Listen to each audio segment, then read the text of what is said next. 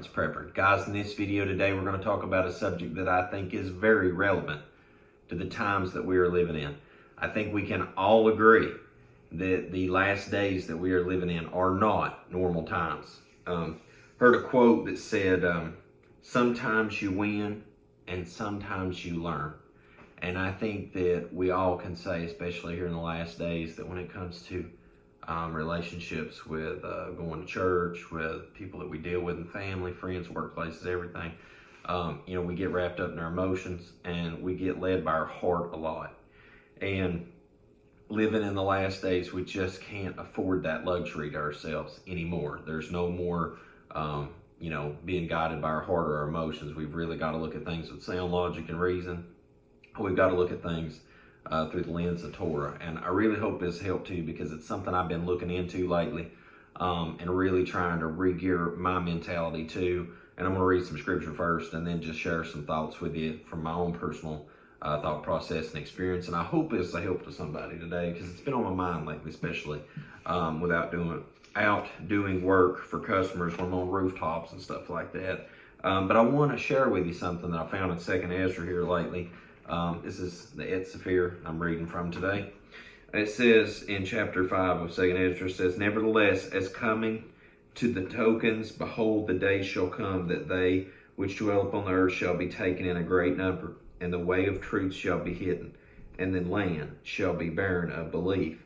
But iniquity shall be increased above that which now you see." So this was in Ezra's day, "or that you have heard long ago." So, we could go back with that particular statement and think all the way back to the flood. And right here it says in chapter 8 of 2nd Ezra, and I've mentioned this reference recently in one of the videos I made, and it says, "And he answered me, saying, El Elyon has made this world for many, but the world to come for few." Which it goes on. I'm telling you, if you haven't read 2nd Ezra, folks, you've got to get a copy and read it. Google it after you've watched this video. All right, but with that said, I want to read some scriptures about what the scripture says about trust in the heart. Because now, anymore when I deal with a situation, I got in this the other day.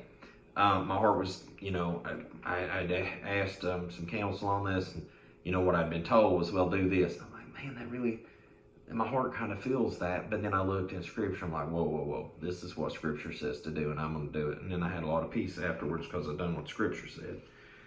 Jeremiah 17:9, "The heart is deceitful above all things and desperately wicked. Who can know it?" If you want to, read the next verse. It says, "I, Yahuwah, search the heart. I try the mind, even to give every man according to his ways and according to the fruit of his doings."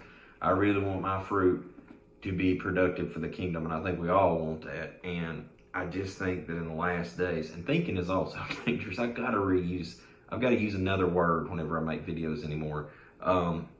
I find with the best reasoning that we just cannot at all trust our heart anymore on anything. There's nothing wrong with loving people. Sometimes with your heart, you can feel a yearning and a burn in your heart when you're needing to make a right decision. But you got to also understand, and I've been victim of this many times, of my own stupidity for that, is that you feel in your heart you need to do something, but it's not in line with the word. If you can find it in line with the word and you feel a burning sensation in your heart to do something, that's probably the set apart spirit guiding you to do it. Just saying. Proverbs 3:5, "Trust in El Yahuwah with all your heart, and lean not unto your own understanding. In all your ways acknowledge him, and he shall direct your path." So that just kind of goes back to what I was saying earlier. As long as you feel the reasoning in your heart and your understanding to do something, and you still see it based on scripture, man, can't go wrong in that sense. Proverbs 14:2, "He that walks in his uprightness fears Yahuwah, but he that is perverse in his ways,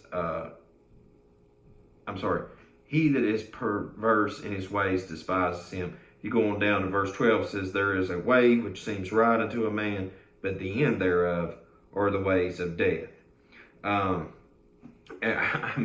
It's just, and I'm just pulling from Proverbs today, guys. There's so many more. So next up, we've got Proverbs 21, verse 2. "Every way of a man is right in his own eyes, but Yahuwah ponders the heart." I read the next verse too. To do justice and judgment is more acceptable to Yahuwah than sacrifice. And the last one on my punch list for today is chapter 28 and verse 26. Proverbs says, "He that trusts in his own heart is a fool, but whoso walks wisely, he shall be delivered." I just tell you, man, to whoever's listening, I think the time has come that, being emotionally driven, especially I'll say this to the females that are watching this YouTube video on my YouTube channel.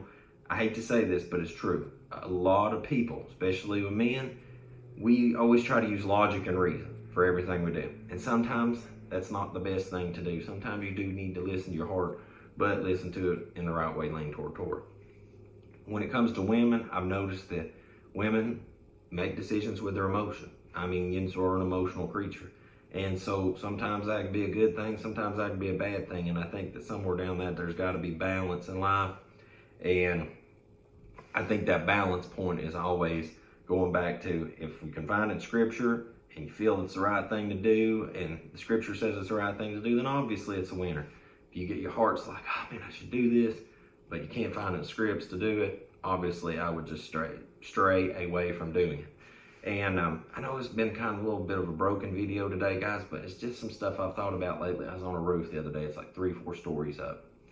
And I just have these thoughts that go through my mind. It seems like it's always when I'm working that I get to thinking about a lot of the things on my own personal walk in life. And like in 2 Esdras, in 2nd Esdras, as I was talking about, there's this dialogue going on with Ezra, and he's being given instruction from the Most High. And you see this dialogue, and he's being told that, pretty much the path to life is like a narrow stream that goes into a great sea, or a narrow path that leads into this broad city that, I think it said that there was fire on one side and a great sea of water on the other, and there was just this narrow little stretch where one person could walk through. And I think that the more and more we get closer to the trumpet starting, I think you really sit back and you reason with yourself, and it's like, I love my family and friends. I love my coworkers. I love my wife. I love all these people in my life, but it's like, even if the heart is like, oh man, you should be there for this person, or you should hang on to this person, or whatever, and it's not coinciding with the word, I think it's just coming that time when we've just got to just start sifting the wheat and letting it go, because it's like the fact that Ezra was told that the world to come is made for so few.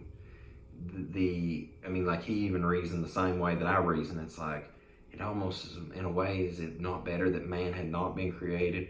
Because that it's like so many people were created, and yet they're going to go through such a hardship of life and then die, and then be punished further for the decisions that they made in this life.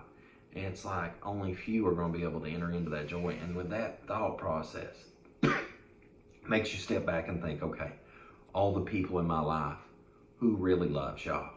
And if they don't love Yah, you've got to think about it, that already get it in your mindset that they're probably some of those multitude that's not going to see the new kingdom. And when you start looking at it with that set of lenses, it starts making it easier, I see, and this is my personal thought process logic, I won't say thinking, but my personal logic that I see from this is that it makes you easier to disconnect from those people now and mourn it and get it out of your system now, than to try to hold on to that and not only lose them in the end anyway, but lose your own being as well.